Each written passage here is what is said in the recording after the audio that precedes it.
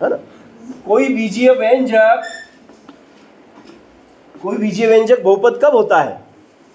कोई बीजीय व्यंजक बहुपद कब होता है? पहले तो मैं एक बीजीय व्यंजक आपके सामने लिख देता हूं। मैंने ये बीजीय व्यंजक लिख दिया, ये एक बीजीय व्यंजक है। ये क्या है? एक बीजीय व्यंजक है, मगर क्या ये बहुपद है? ये बीजीय व्यंजक तो है, मगर क्या ये बहुपद है? क्यों नहीं है? चलो ये बहुपद नहीं है, मगर क्यों नहीं है बता पाओगे क्या? क्योंकि देखो, पहले तो इसको अपन क्या करेंगे कि इसको सही रूप में लिखेंगे। ये रूप इसका क्या है? बिगड़ा हुआ रूप है। कौन सा रूप है? बिगड़ा हुआ रूप। इसको सुधार देंगे पहले अपन, है ना।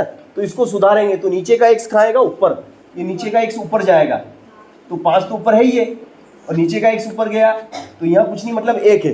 क्या है यहाँ पे? घात इसकी 1। मगर जब वो ऊपर जाएगी तो क्या की हो जाएगी? ऋण की होगी।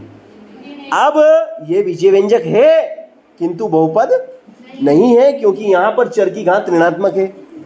चर की घात ऋणात्मक है, इसलिए यह बीजीय व्यंजक बहुपद नहीं है।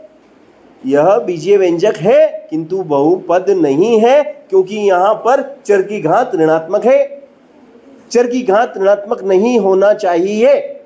बहुपद बनने के लिए सबसे पहली शर्त यही है कि बहुपद जब होगा जब चर की घात धनात्मक हो। प्रिया बेटा दिख रहा है ना आपको? नहीं तो फिर टेबल ले लेना बेटा, इधर खसका दो, इसकी मदद कर दे बेटा, मदद कर दो। चलो नेक्स्ट क्वेश्चन है, इसी टाइप का अपन लेते हैं। दूसरा बीजीय व्यंजक लेंगे अपन। दूसरा बीजीय व्यंजक मैंने लिखा 3x to the power 5 plus 2x to the power 3/2। बताओ यह प्लस 7, बताओ ये बहुपद है? नहीं, ये भी बहुपद नहीं है। हाँ ये बीजीय व्यंजक है, हाँ ये बीजीय व्यंजक है किंतु बहुपद नहीं है। बिकॉज क्योंकि x to the power 3/2, x की पावर पूर्णांक नहीं है, x की घातांक पूर्णांक होना चाहिए। या तो 1 या 2 या 3 या 4 या 5 या 6 या 7 या 8 या 9 या 10 पूर्णांक, पूर्ण अंक होना चाहिए। ये 3/2 का मतलब क्या होता है? 3/2। 3/2 का मतलब होता है 1.5। 3/2 का मतलब क्या होता है? 1.5। 3 का आधा, 2 नीचे लिखा ना, 3 का आधा। तो ये बटे में नहीं चाहिए, भिन्न के रूप में नहीं होना है। ये भिन्न है, 3/2 ये भिन्न बोलते हैं। ऊपर वाले को अंश, नीचे वाले को हर। तो किसी भी बीजीय व्यंजक की घात भिन्नात्मक नहीं होना चाहिए। यदि भिन्नात्मक है तो फिर वह बहुपद नहीं होगा। बहुपद, कोई भी बीजीय व्यंजक बहुपद तब कहलाता है जब उसके चर की घात धनात्मक पूर्णांक हो। या तो ये 3 हो, या तो सिर्फ ये 3 होगा तो बहुपद है। 3 है तो बहुपद है, या फिर 2 है तो भी बहुपद है, या फिर x है, केवल अकेला x, अकेला मतलब एक लिखा नहीं जाता, तो भी बहुपद है, तो भी बहुपद है। बट अगर 3/2, 1/2, 5/2, 7/2, 7/3, 7/4 ऐसी संख्या अगर है तो बहुपद नहीं है, क्योंकि वो भिन्नात्मक हो गई। घातांक भिन्नात्मक नहीं होना चाहिए। क्लियर हो गया? कॉन्सेप्ट क्लियर है? बहुपद कब होगा कब नहीं होगा सबको मालूम पड़ गया? ठीक, चलो अब हम बात करेंगे बहुपद की। कितने प्रकार के बहुपद होते हैं? तो नंबर 1 जीरो बहुपद, जीरो पोलिनोमियल।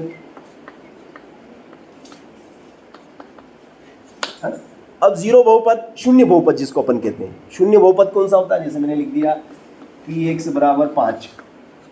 अब px बराबर 5 लिख दिया मैंने, ये शून्य बहुपद है। अब ये शून्य बहुपद क्यों है बताओ? ये शून्य बहुपद क्यों है? क्योंकि इस बहुपद की घात शून्य है। क्यों?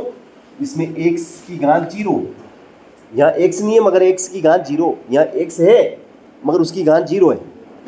यहाँ x नहीं दिख रहा ना तुमको, मगर है उसकी घात 0।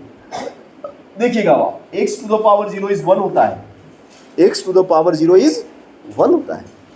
2 की घात 0 is 1 होता है। मालूम है कि नहीं आप लोगों को? ये कॉन्सेप्ट आपको मालूम है कि नहीं है? 2 की घात 0 बराबर 1 होता है। 10 की घात 0, 10 की घात 0 होगा तो भी 1 होगा, 10 की घात 0 होगा तो भी 1 होगा, 10 की घात 0 बराबर 1 होगा। प्रिया बेटा समझ में आ रही है? प्रिया 10 की घात 0 का मान 1 होता है बेटा। प्रिया है ना, इधर उधर देखने से सवाल समझ में नहीं आते बेटा। हाँ, गणित, ये गणित है, इसमें आपको फोकस करना पड़ेगा। गणित सब्जेक्ट फोकस मांगता है, फोकस, टारगेट पे नज़र, आपके टारगेट पे नज़र रखना पड़ेगी। अगर आपके टारगेट पे नज़र है तो ये आप सवाल कर पाएंगे। अगर पीछे से जिसको नहीं दिख रहा वो आगे आके बैठ जाए, जगह खाली पड़ी है। आशा बेटा आ जाए यहाँ पे, आ जाए बेटा, क्या शर्माती है, यहाँ बैठ जाए। इधर ले ले इसको, थोड़ा सा इधर ले लेना। अरे इधर खींच ले इसको, क्या बहादुर बच्ची की तरह। अपनी मदद खुद करो। मैं तो एक बात जानता हूँ, जो व्यक्ति अपनी मदद खुद करता है उसकी सब मदद करते हैं। 10 की घात 0 का मान भी 1 होता है। 1 की घात 0 कितना होता है? 1 की घात 0 कितना होता है? 1 की घात 0 कितना होता है? 1 की घात 0 1 होता है। तो देखो 5 और ये गुणा और 1 की घात 0 1, 5 एकम आ गया, वही 5 आ गया कि नहीं? तो अब ये शून्य बहुपद क्यों मालूम पड़ गया आपको? क्योंकि इसमें चर की घात क्या है? चर की घात 0 है, चर है। एक्स वाई जेड ये क्या है? चर है। चर की घात क्या है? घात मतलब माथे पे कौन बैठा है? 0 बैठा। तो इसकी घात क्या है? इसलिए इसको शून्य बहुपद कहते हैं। शून्य बहुपद क्यों कहते हैं? क्योंकि यहाँ शून्य बहुपद, इस बहुपद को शून्य बहुपद इसलिए कहते हैं क्योंकि चर की घात 0 होती है। अब और शून्य, मैंने पूछा बताओ शून्य बहुपद के उदाहरण बताइए। मैंने बोला आपसे शून्य बहुपद का उदाहरण बताइए। 7 है, ये शून्य बहुपद है। बोले सर इसमें तो सर चर दिख ही नहीं रहा, लिखने की जरूरत ही नहीं, क्योंकि x to the power 0 इस 1 होता है। समझे कि नहीं? अगर आपको दिखाना है तो बात अलग है, बच्चों को किसी को समझाने के लिए लिखा मैंने, ये वैसे लिखा नहीं जाता है, ये लिखा नहीं जाता है। x की घात 0 को नहीं लिखते ही नहीं, ठीक है ना? मगर मैंने आपको समझाने के लिए लिख दिया कि इसकी घात 0। अगर मान लो मैं, है ना, अब देखो, अब मैंने ये लिख दिया, चलो ये क्या शून्य बहुपद है क्या? ये शून्य बहुपद है क्या? नहीं, ये शून्य बहुपद नहीं है। क्यों? तो फिर कौन सा बहुपद है? ये अगर शून्य बहुपद नहीं है तो कौन सा बहुपद है? ये रेखिक बहुपद है। क्यों? क्योंकि यहाँ पे x है और x की घात कुछ नहीं मतलब 1 रहती है, कुछ नहीं मतलब 1 रहती है। जिस बहुपद की घात 1 होती है, जिस बहुपद के चर की अधिकतम घात 1 होती है, जिस बहुपद के चर x y z, है ना, जिस बहुपद के चर की अधिकतम घात 1 होती है उसको हम रेखिक बहुपद कहते हैं। तो इसकी अधिकतम घात कितनी है? तो ये रेखिक बहुपद है। इसका स्पेशल नाम क्या है? रेखिक बहुपद। याद रख लेना, रेखिक बहुपद किसे कहते हैं? रेखिक बहुपद वह बहुपद होता है जिसमें चर की अधिकतम घात 1 होती है। अच्छा, अगर मान लो मैं ऐसा बोल दूँ 7x², बताओ कौन सा बहुपद है ये? 7x², कौन सा बहुपद हुआ? द्विघाती बहुपद। कौन सा? द्विघाती, क्योंकि चर की अधिकतम घात 2 है। चर की अधिकतम घात 2 है, इसलिए यह एक द्विघाती बहुपद है। अगर 2 की जगह मैंने 3 कर दिया मान लो, अब बताओ कौन सा बहुपद हुआ महिमा बेटा? कौन सा बहुपद है बता? इस बहुपद का नाम क्या रखूं? क्या नाम रखूं इसका?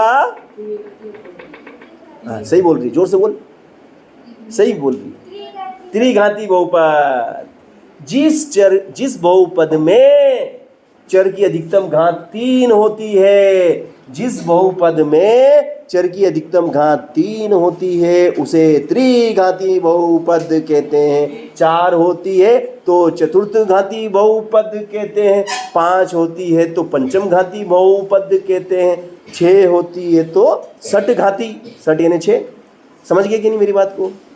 अब शून्य बहुपद क्यों कहते हैं मालूम पड़ गया, है ना? तो शून्य बहुपद से सब का इंट्रोडक्शन हो गया, सबका परिचय हो गया ना।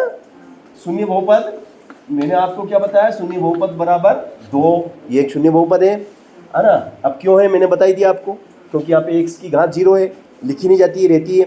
ओके, नंबर 2 पे हम आ जाते हैं, लीनियर। लीनियर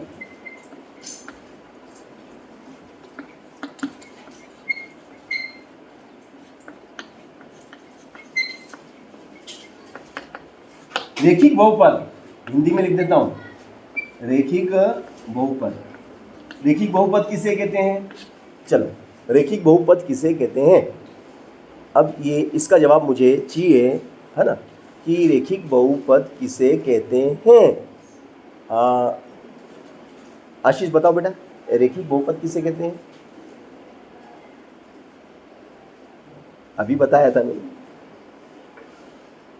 मैं वही पूछूंगा जो मैं बता चुका हूँ, जो मैंने पढ़ाया नहीं वो पूछूंगा ही नहीं। सीमा तू बता, बैठ जा। रेखिक बहुपद किसे कहते हैं? नहीं, चलो ठीक है, एक पे आ गई, ठीक है, पूरा बोल, पूरा बोल, बैठ जा। नेहा बता बेटा, रेखिक बहुपद किसे कहते हैं?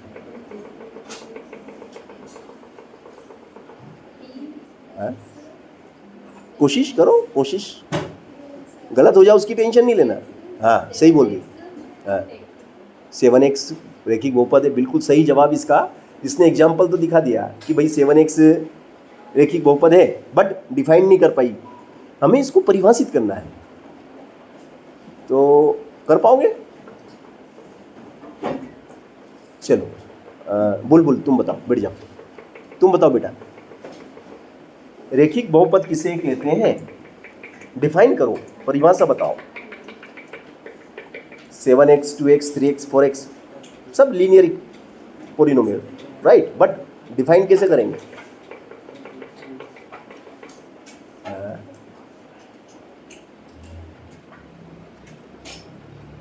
विद्या बता बेटा।